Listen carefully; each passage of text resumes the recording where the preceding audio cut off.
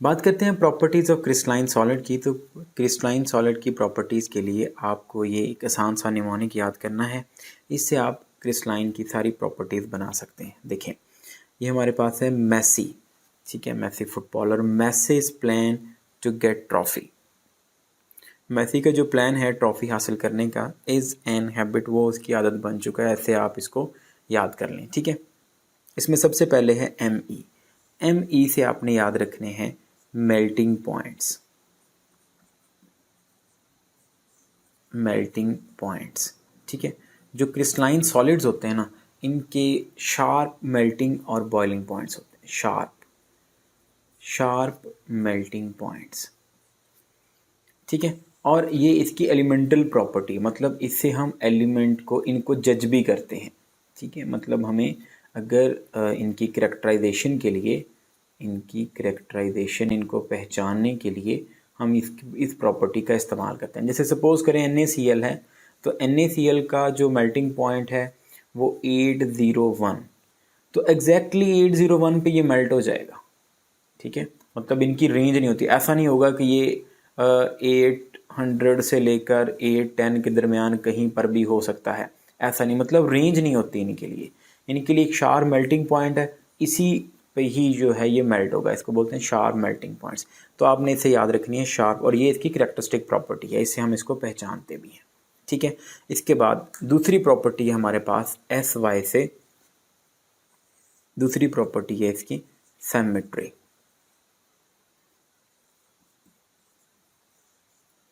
Symmetry क्या होती है, ठीक है। सिमेट्री हमारे पास होती है, जैसे यहाँ पर हम एक स्ट्रक्चर बनाते हैं, जैसे NaCl का स्ट्रक्चर है, इसका क्यूब बनाते हैं।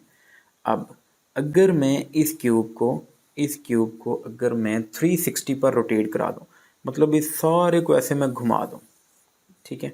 तो घुमाने के बाद हमारे पास ऐसे सारा इसको घुमाऊँ मैं 360 डिग्री पर, तो 360 पर घुमाने के बाद दोबारा से ये वाला फेस जो है इसका, सामने वाला फेस, यही फेस दोबारा मेरे सामने आएगा। जब मैं इसको घुमाऊंगा ना 360 पर, यही फेस दोबारा आएगा। यही एंगल, ये जो यहाँ पर 90 डिग्री का एंगल बन रहा है, यही एंगल मेरे सामने, यही एजेस होंगे, यही फेस होगा, यही सारा कुछ। अगर मैं इसको 360 पर घुमाता हूँ तो क्या होती है सिमेट्री? सिमेट्री हमारे पास होती है repetition of edges, planes, faces, angles, ठीक है। when crystal is rotated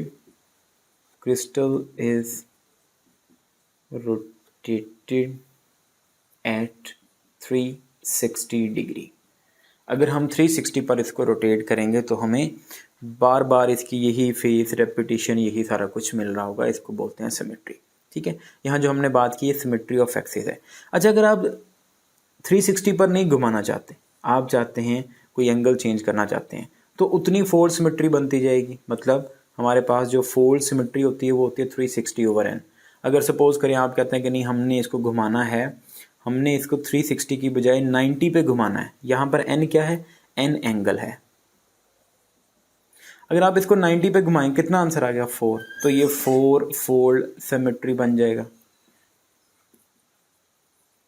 अगर आप इसको घुमाना चाहते हैं 180 पे, ठीक है, 180 पे, फिर भी रिपीटेशन मिलेगी आपको, लेकिन फिर हम इसको देखें, इसको अब 180 को 360 तक पहुंचने के लिए मतलब 2 बार इसको ऐसे रोटेट करना पड़ेगा। यहाँ पर मिलेगी आपको 2 फोल्ड सिमेट्री, ठीक है।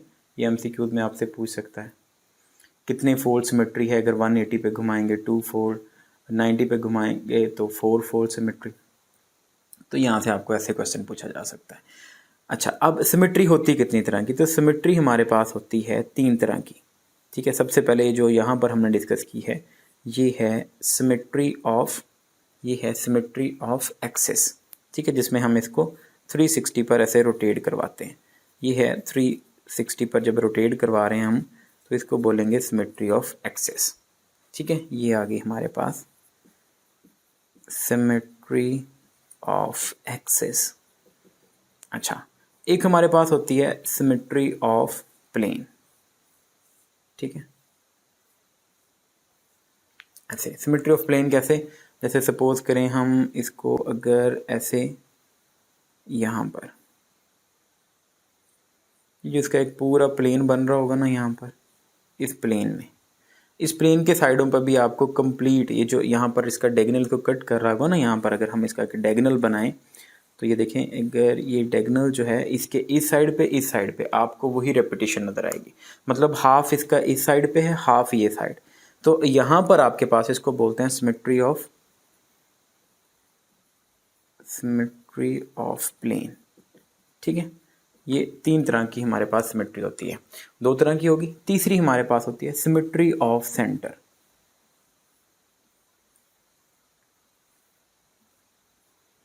सिमेट्री ऑफ सेंटर में आपने यहाँ सेंटर में एक डॉट लगा देना। मतलब अब इसके चारों तरफ अगर आप देखें, हर इसकी सारी जो साइड हैं उसमें देखें, अगर आप इसको इस तरफ बढ़ाएंगे वही एंगल, इधर वही एंगल, इस साइड पे वही एंगल्स, इस साइड पे वही फेसेस, तो इसको हम बोलते हैं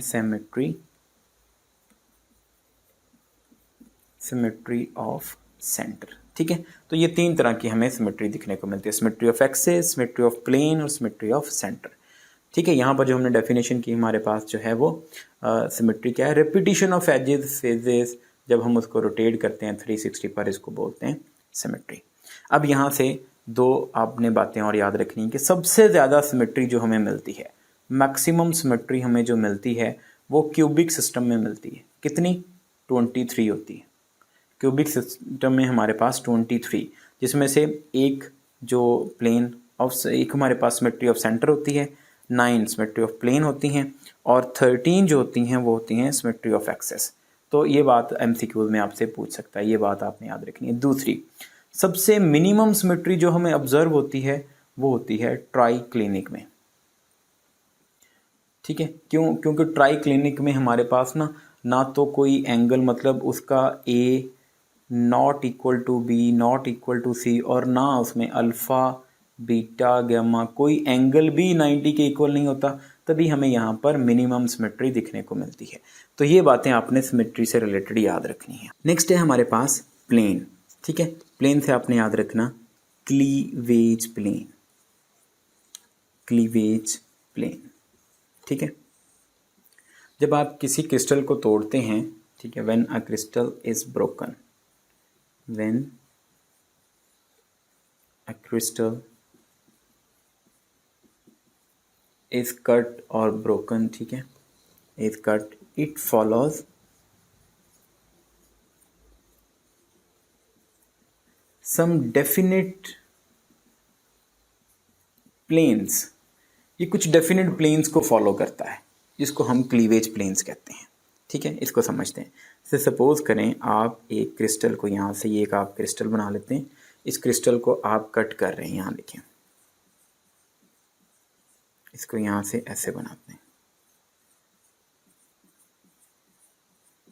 अब इसकी जो कटिंग होगी ना, वो बिल्कुल, अगर आप इसको कट करेंगे ना तो ये ऐसे यहाँ से कट होगा, ऐसे, इस तरह। ये ऐसे कट नहीं हो सकता, ऐसे यहाँ से नहीं। मतलब ये जो प्लेन है ना इसका, इसको फॉलो कर रहा होगा। यहाँ पर आपको जो है ये वाला प्लेन, मतलब ये प्लेन फॉलो हो रहा होगा, ये प्लेन फॉलो नहीं हो रहा होगा। बात समझ में आई कि जब उसको कट करेंगे तो वो डेफिनेट प्लेन को फॉलो करेगा। आप इस तरह काटना चाहिए, यहाँ से नहीं कटेगा, मतलब यहाँ फोर्थ लगेगी भी, ये यहाँ से कटेगा। ठीक है, तो जब आप इसको काट रहे होंगे यहाँ पर, तो आपको बड़ा क्लियर इसका जो है वो शार्प कट मिलेगा। ठीक है, ऐसे सपोज करें आप इसको यहाँ से काटते हैं, अगर हम इसको ऐसे कट करते हैं यहाँ से, तो ये देखिए यहाँ से, ये मैंने थोड़ा सा ऐसे शो किया है। अगर आप इसको ऐसे कट करें तो बिल्कुल ऐसे शार्प कट आपको मिल रहा होगा। ये प्रॉपर्टी है क्रिस्टलाइन सॉलिड की। लेकिन अगर आपके पास जो होता ना कोई अमॉर्फस होता, ठीक है, यहाँ पर कोई अमॉर्फस ऐसे बना लेते हैं जिसमें मॉलिक्यूल्स अरेंज नहीं होंगे, तो अगर आप इसको कट करेंगे, अगर आप किसी अमॉर्फस को कट करते हैं तो अब देखें अमॉर्फस में आपको ऐसे नज़र आएगा। ये देखें, ये ऐसे बना लेते हैं, ये देखें कोई क्लियर कट ऐसे, ये देखिए ना, आपको यहाँ पर डिप्रेशंस नज़र आ रहे हैं, ऐसे ये ऐसे कटेगा यहाँ से। ठीक है, ये हमारे पास क्रिस्टलाइन है, ये हमारे पास अमॉर्फस है, और ये क्रिस्टलाइन। तो ये हमारे पास होता है क्लीवेज प्लेन, मतलब जब हम किसी क्रिस्टल को कट करते हैं तो ये स्पेशल प्लेन्स को फॉलो करता है, जिन प्लेन्स को हम बोलते हैं क्लीवेज प्लेन। नेक्स्ट टी से हमारे पास है ट्रांजिशन टेम्परेचर, ठीक है, टी से टी ओ से याद रखना ट्रांजिशन टेम्परेचर, ठीक है। इसको अभी बाद में डिस्कस करते हैं, अभी इसको जो हमारे पास एलोट्रॉपी आइसोमॉर्फिज्म के बाद इसको डिस्कस करेंगे, ठीक है। अभी हम देखते हैं जीई से, जीई, इस जीई से आपको याद करना है ज्योमेट्रिकल शेप, ज्योमेट्रिकल शेप, ठीक है।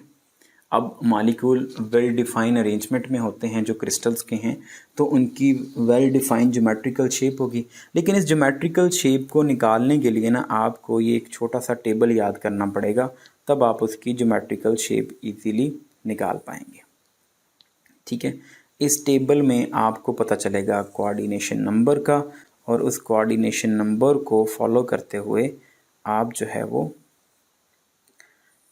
शेप या स्ट्रक्चर उसका, ठीक है, यहाँ पर लिख लेते हैं हम शेप या स्ट्रक्चर किस पे डिपेंड कर रहा होता है, आप कहेंगे कोऑर्डिनेशन नंबर पे डिपेंड कर रहा होता है, ठीक है।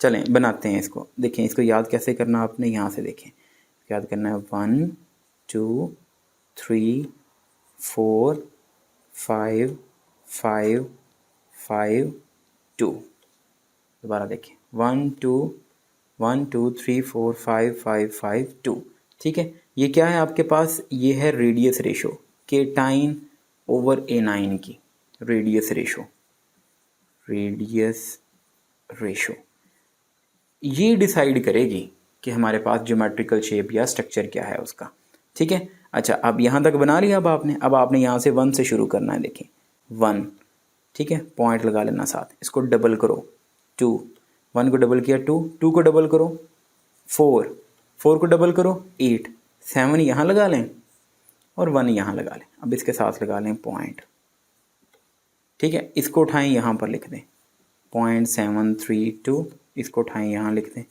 0.414, इसको उठाएं यहाँ लिख दें 0.225, आगे रेडियस रेशो।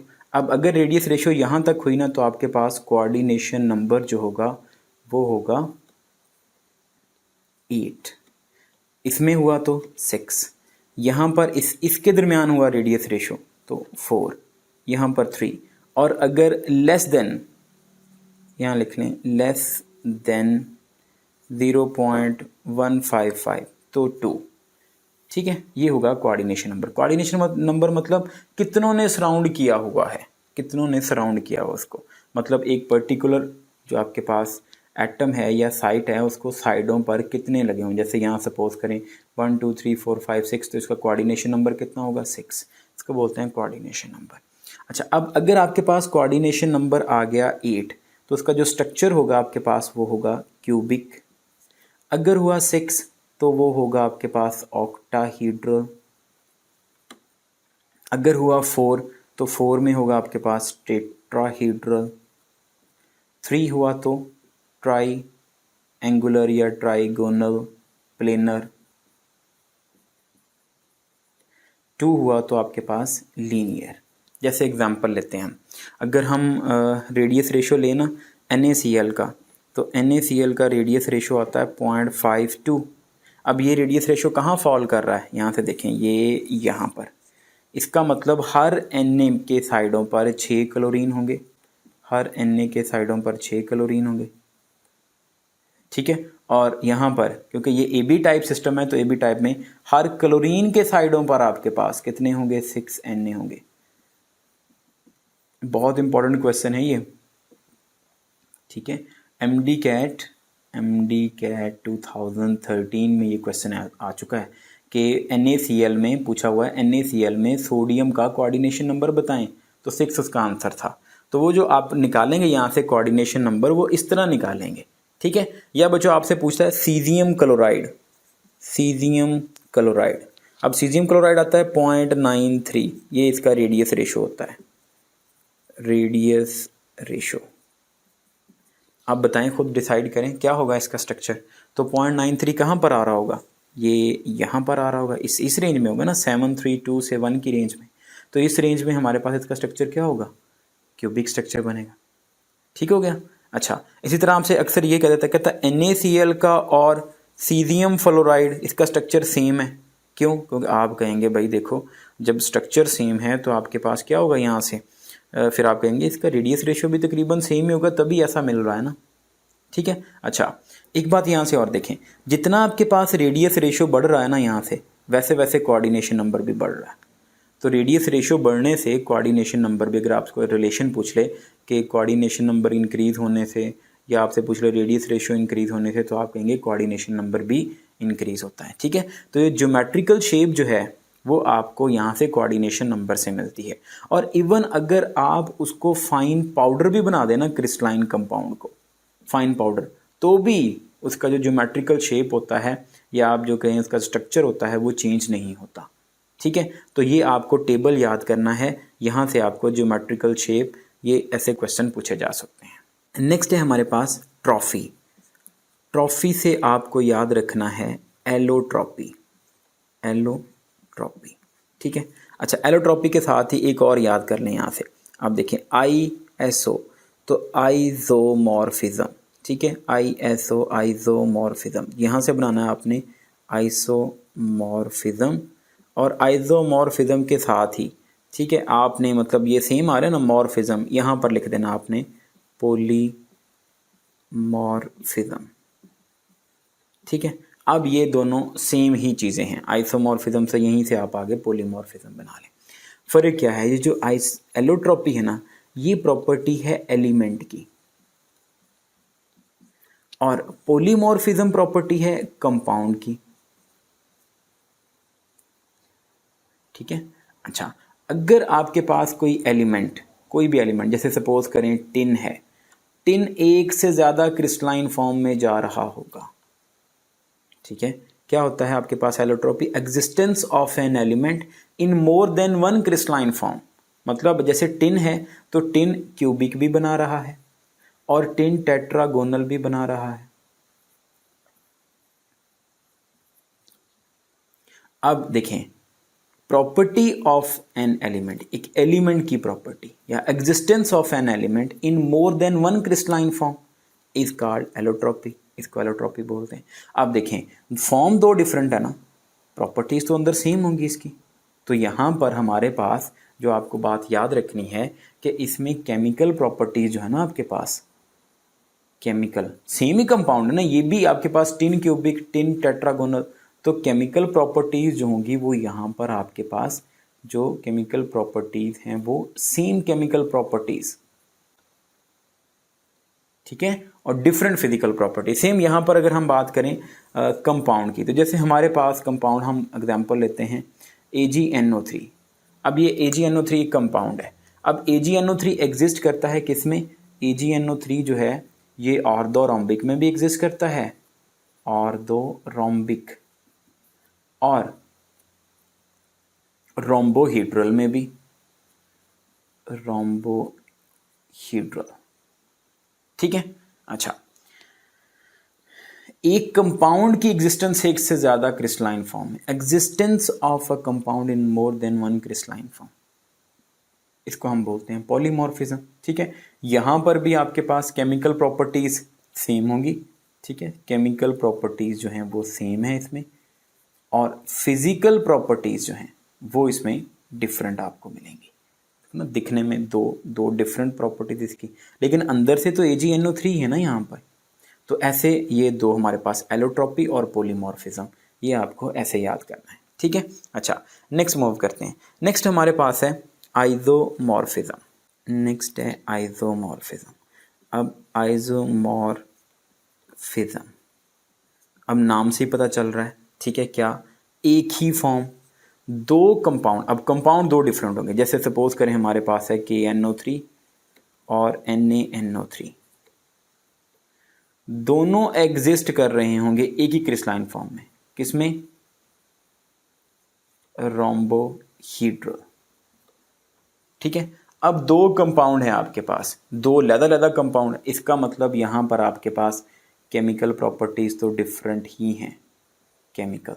ठीक है। और यहाँ पर ना जो आपके पास इनकी एग्जिस्टेंस आती है, जो आपके पास फिजिकल प्रॉपर्टीज होती हैं वो भी डिफरेंट होती हैं। तो केमिकल और फिजिकल दोनों ही इसमें क्वाइट डिफरेंट, काफ़ी डिफरेंट होती हैं, ठीक है, याद रखना इसमें, ठीक है। आपके पास जो है ऐसा नहीं कि फिजिकल सेम है, क्योंकि जब केमिकल चेंज हैं तो फिजिकल भी चेंज है इसमें। हमारे पास इसमें फिजिकल और केमिकल दोनों प्रॉपर्टीज इसमें चेंज होती हैं। तो इस आइसोमॉर्फिज्म, और जब ये आइसोमॉर्फिज्म का आप स्ट्रक्चर बताएंगे ना, तो आइसोमॉर्फिज्म के लिए एक बात याद रखना कि ये जो स्ट्रक्चर होता है ना, इसके बारे में याद रखना कि डज नॉट डिपेंड अपॉन, कि ये जो क्रिस्टलाइन फॉर्म बनी ना, इससे जो क्रिस्टलाइन फॉर्म बनी है, इस क्रिस्टल की जो फॉर्म है, क्रिस्टलाइन फॉर्म की डिपेंडेंस जो है किस पे होती है, डज नॉट डिपेंड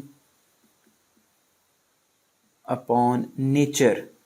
एटम की नेचर पे डिपेंड नहीं करता ये, मतलब ऐसा नहीं कि ये जी पोलर होगा तो ये फॉर्म होगी, नॉन पोलर होगा, नेचर पे डिपेंड नहीं करता। किस पे डिपेंड करता है, डिपेंड्स अपॉन, ये डिपेंड करता है, depends upon way of combination पे, वो किस तरह जुड़ रहे हैं उस पर डिपेंड करता है, उसकी जो रेशो आपस में वो कैसी है। जैसे सपोज करें यहाँ पर देखें आपके पास K1 है, N आपके पास 1 है, ऑक्सीजन 3 है, इस चीज़ पे डिपेंड कर, ये देखें यहाँ पर 1 है, यहाँ पर 1 है, यहाँ पर 3 है, ठीक है। तो ये वे ऑफ कॉम्बिनेशन पे डिपेंड करता है, नेचर पे डिपेंड नहीं करता ये आइसोमॉर्फिज्म में ये दो बातें आप बड़ी इंपॉर्टेंट, ये दो बातें आपको याद रखनी है, ठीक हो गया। नेक्स्ट प्रॉपर्टी है एन से याद रखना, एन से एन आइसोट्रॉपिक प्रॉपर्टी, ठीक है। क्रिस्टलाइन की जो अमॉर्फस होती हैं उनकी हमारे पास आइसोट्रॉपिक, मतलब एन हटा देंगे, आइसोट्रॉपिक प्रॉपर्टी होगी।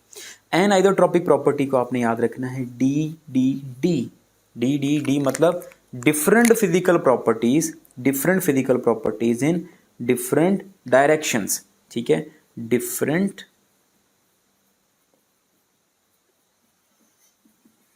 Physical properties in different directions, ठीक है, बहुत इंपॉर्टेंट है ये, ठीक है। ये आयन आइसोट्रॉपिक का क्वेश्चन 2016 में MD-CAT में पूछा जा चुका है कि जो प्रॉपर्टी डायरेक्शन पर डिपेंड करती कौन सी प्रॉपर्टी, तो an isotropic property, different physical properties in different directions, ठीक है। कौन कौन सी हो सकती हैं हमारे पास, रिफ्रैक्टिव इंडेक्स हो सकता है, रिफ्रैक्टिव इंडेक्स हो सकता है, इलेक्ट्रिकल कंडक्टिविटी हो सकती है, इलेक्ट्रिकल कंडक्टिविटी जैसे ग्रेफाइट में, ठीक है। अभी जैसे आपसे पूछेगा कि इलेक्ट्रिकल कंडक्टिविटी ग्रेफाइट में एनाइसोट्रॉपिक कैसे होती है, तो अगर आप ग्रेफाइट का स्ट्रक्चर बनाएंगे ना, तो ग्रेफाइट का स्ट्रक्चर कुछ ऐसे मिलेगा आपको, यहाँ देखिए। अब इस ग्रेफाइट के स्ट्रक्चर में आप देखें तो हर कार्बन sp2 हाइब्रिडाइजेशन होती है ना इसमें, हर कार्बन जो है वो 3 कार्बन से अटैच होगा ऐसे, तो इसके पास एक इलेक्ट्रॉन फ्री होगा, इस कार्बन के पास भी एक फ्री होगा, इस कार्बन के पास भी एक फ्री, इस कार्बन के पास भी एक फ्री। तो ये जो पैरेलल लेयर्स होंगी ना, इस तरह पैरेलल लेयर्स में, इसमें तो कंडक्शन होगी इलेक्ट्रिसिटी की, इसमें कंडक्शन होगी, लेकिन इस तरह कंडक्शन नहीं हो सकती, मतलब अप टू इस तरह ऐसे कंडक्शन नहीं हो सकती इसमें। तो क्योंकि ये प्रॉपर्टी डिपेंड कर रही है डायरेक्शन पर, इसीलिए हमारे पास इलेक्ट्रिकल कंडक्टिविटी जो ग्रेफाइट में होती है, ये हमारे पास एक एन आइसोट्रॉपिक प्रॉपर्टी है। इसके अलावा हमें एक और क्वेश्चन भी पूछता है एन आइसोट्रॉपिक से, मैं यहाँ से थोड़ा सा रेज करके ना फिर आपको ये क्वेश्चन यहाँ समझाता हूँ। देखिए बात कर रहे थे हम एन आइसोट्रॉपिक, तो अब आपसे पूछेगा ये यहाँ जो हमने पढ़ा है प्लेन, क्लीवेज प्लेन, जो क्लीवेज प्लेन है ये भी कहता है एक एन आइसोट्रॉपिक प्रॉपर्टी है। कैसे एन आइसोट्रॉपिक, कैसे है, अभी हमने इसको डिस्कस किया था कि सपोज ऐसे हमारे पास प्लेन है, ये एटम इस तरह क्रिस्टल में लगे हुए हैं ऐसे, तो अगर हम इसको कट करेंगे तो ये इस तरह तो कट होगा, ये देखें ये ऐसे प्लेन को फॉलो करते हुए, लेकिन ऐसे ये कट नहीं होगा, इस तरह नहीं कट होगा, ये ऐसे हो जाएगा। देखो डायरेक्शन चेंज की, प्रॉपर्टी चेंज हो गई, तो भाई इसी को तो हम बोलते हैं isotropic, different physical properties in different direction, D D D. जैसे ही आप डायरेक्शन चेंज करेंगे प्रॉपर्टी चेंज, तो 2-3 क्वेश्चन इसमें। सबसे पहले कौन कौन, अच्छी तरह रिफ्रैक्टिव इंडेक्स। देखिए रिफ्रैक्टिव इंडेक्स में जैसे आप यहाँ से एंगल चेंज करेंगे, यहाँ पर ये चेंज हो जाएगा, ठीक है, जैसे ऐसे रिफ्रैक्टिव इंडेक्स आपका चेंज हो जाएगा। तो ये भी डायरेक्शन पे डिपेंड कर रहा है। तो हमारे पास ये प्रॉपर्टी इलेक्ट्रिकल कंडक्टेंस, ये यहाँ पर क्लीवेज जो है, ये भी एक एनाइसोट्रॉपिक प्रॉपर्टी है। ठीक हो गया। तो आपने इसको ऐसे डी से याद रखना है, बहुत इंपॉर्टेंट है। मैं पहले भी बता चुका हूँ कि MD कैट में इसका क्वेश्चन आ चुका है। अब हमारे पास दो प्रॉपर्टी, अब मैं ये सारा रेज करूँगा यहाँ से। अब दो प्रॉपर्टीज़ लास्ट पे जो हम यहाँ डिस्कस करेंगे, एक हैबिट ऑफ क्रिस्टल और एक ट्रांजिशन टेम्परेचर। ठीक है, तो पहले यहाँ पर हम ट्रांजिशन टेम्परेचर को डिस्कस करते हैं। ट्रांजिशन टेम्परेचर को डिस्कस करने से पहले ना हम ये जो दो प्रॉपर्टी यहाँ पर हमने डिस्कस की थी, कौन सी, ट्रॉफी से हमने एक प्रॉपर्टी डिस्कस की थी, एलोट्रॉपी, अभी डिस्कस की है। बताएं ज़रा क्या होती है एलोट्रॉपी। एलिमेंट की प्रॉपर्टी है जिसमें एक एलिमेंट जो है, एक एलिमेंट, एग्जाम्पल भी हमने ली थी कि ये एक एलिमेंट की प्रॉपर्टी है जिसमें एक एलिमेंट, जैसे टिन है तो टिन क्यूबिक में भी हो सकता है और टिन जो है वो टेट्रागोनल में भी हो सकता है। ठीक हो गया। और यहाँ पर दूसरी प्रॉपर्टी हमने ली थी यहाँ से, अगर आपको याद हो, पोलीमॉर्फिज्म। और पोलीमॉर्फिज्म के बारे में मैंने बताया था कि ये कंपाउंड की प्रॉपर्टी है। ठीक है। अच्छा, एक और यहाँ से ये अगर शायद मैंने नहीं बताया था इसका, ये याद कर लें कि जो आइसोमॉर्फिज्म होता है ना, आइसोमॉर्फिज्म ये दोनों की प्रॉपर्टी होती है भाई। ये मतलब सब्सटेंस की प्रॉपर्टी होगी, इसमें एलिमेंट भी आ जाएगा, सब्सटेंस में एलिमेंट भी आ जाता है और यहाँ पर कंपाउंड भी आ जाता है। ये याद रखिएगा कि मतलब प्रॉपर्टी सब्सटेंस की प्रॉपर्टी होती है। अच्छा, अब यहाँ पर पॉलीमॉर्फिज्म में जैसे हमने एक एग्जांपल ली थी, ठीक है, कंपाउंड की, हम और एग्जांपल ले लेते हैं। जैसे सपोज करें हमारे पास है Na2SO4.10H2O। ठीक है। अच्छा, एक इसमें हमारे पास ये इसकी हमारे पास फॉर्म है जिसमें ये हाइड्रस फॉर्म है और इसकी एक अनहाइड्रस फॉर्म बना लेते हैं, Na2SO4, ठीक है, प्लस हम लिख लेते हैं यहाँ पर 10H2O, मतलब इसमें से वाटर रिमूव हो गया। अब देखें ये जो प्रॉपर्टी यहाँ पर हम चाहते हैं कि एक टेम्परेचर पर हमें ये दोनों फॉर्म एक ही टेम्परेचर पर मिले। Coexistence of different crystalline form at a same temperature, मतलब जैसे सपोज करें क्यूबिक और टेट्रागोनल, अगर आप टेम्परेचर रखेंगे ना 13 डिग्री सेल्सियस, तो 13 डिग्री सेल्सियस से इस 13 डिग्री सेल्सियस पर आपको ये दोनों फॉर्म मिल रही होंगी। इससे कम करेंगे क्यूबिक मिल जाएगी, इससे बढ़ाएंगे टेट्रागोनल मिल जाएगी। तो ऐसा टेम्परेचर जिस पर ये दोनों फॉर्म एग्जिस्ट करती हैं किसी, मतलब अब ये कहाँ, एलोट्रॉपी में भी और ये पोलीमॉर्फिज्म, यहाँ दो जगह पर आपको मिल सकता है। सेम यहाँ पर टेम्परेचर 2 डिग्री सेल्सियस, इससे कम करेंगे ये मिल जाएगा, इससे इंक्रीज करेंगे ये मिल जाएगा। तो ऐसा टेम्परेचर मतलब coexistence of different crystalline form at same temperature is called transition temperature. तो इसको हम बोलते हैं ट्रांजिशन, मतलब इससे कम करेंगे ये मिल जाएगा, इससे बढ़ाएंगे ये मिल जाएगा, इस टेम्परेचर पर दोनों फॉर्म मिल रही होंगी। और ये भी हमारे पास जो प्रॉपर्टी है ये भी एक सब्सटेंस की प्रॉपर्टी, मतलब इसमें दोनों आ जाएंगे, एलिमेंट भी आ जाएगा और कंपाउंड भी आ जाएगा। ठीक है, होप सो ये ट्रांजिशन टेम्परेचर वाला क्लियर हो गया होगा। अब लास्ट पे देखते हैं habit of crystal. Habit of crystal हमारी लास्ट प्रॉपर्टी है, मतलब हैबिट ऑफ क्रिस्टल आप कहेंगे कि habit of crystal in which it usually grow, जिसमें ये अक्सर ग्रो करता है। अच्छा, और ये याद रखना ये एक मैक्रोस्कोपिक प्रॉपर्टी है, मैक्रोस्कोपिक, ऐसी प्रॉपर्टी जो हमें नेक्ड आई से नज़र आ सकती, can be seen by naked eye. मतलब ये जो हमारे पास प्रॉपर्टी है ना, मतलब ये जो हैबिट ऑफ क्रिस्टल, ये जनरली जो उसकी फिजिकल अपीयरेंस होती है ना, जब क्रिस्टल बन रहा होता है तो उसकी जो फिजिकल अपीयरेंस होती है उसके बारे में बता रहा है। ठीक है, जैसे हम NaCl की बात करेंगे ना, तो NaCl की हमें वाइट क्यूबिक जो हेलाइट होता है, NaCl जो हेलाइट जिसको हम बोलते हैं, इसका जो ओर होता है हमारे पास वो वाइट क्यूबिक होता है। लेकिन अगर आप इसमें अगर आप इसमें 10% यूरिया ऐड कर देंगे इम्प्योरिटी एज इम्प्योरिटी, तो ये नीडल लाइक स्ट्रक्चर बन जाएगा, नीडल लाइक स्ट्रक्चर। अब ये जिस तरह ग्रो कर रहा है, जैसे नीडल लाइक स्ट्रक्चर में ग्रो कर रहा है, तो ये इस टाइम यही इसकी हैबिट होगी।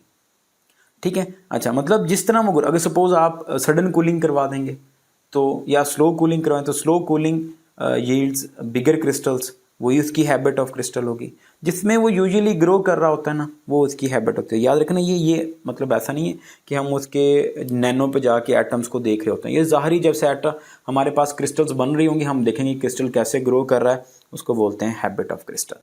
ठीक है, एग्जाम्पल मैंने यहाँ पर दे दिया आपको NaCl की, उसमें अगर आप 10% यूरिया ऐड कर देंगे तो आपको एक नीडल लाइक स्ट्रक्चर मिलेगा यहाँ से। ये है हमारे पास प्रॉपर्टीज इसकी। दोबारा आपको रिकॉल करवा दूं कैसे याद रखना है। Message plan to get trophy is an habit.